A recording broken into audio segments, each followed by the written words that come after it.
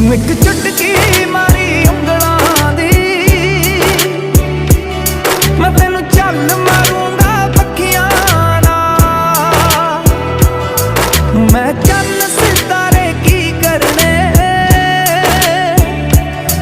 ਮੈਨੂੰ ਇਸ਼ਕ ਹੋ ਗਿਆ ਅੱਖੀਆਂ ਨਾਲ,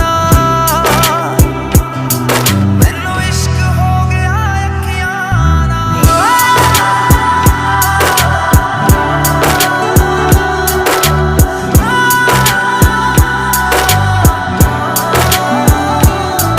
ਇੱਕ ਤਾਰ ਖੜਕਦੀ ਰਹਿੰਦੀ ਐ, ਮੈਂ ਸ਼ਾਮ ਸਵੇਰੇ ਸੁਣਦਾ ਹਾਂ ਕਿਕਰਾਂ ਦੇ ਪੀਲਿਆਂ ਫੁੱਲਾਂ ਨੂੰ, ਮੈਂ ਗੱਲਾਂ ਬਹਿ ਬਹਿ ਚੁਣਦਾ ਹਾਂ।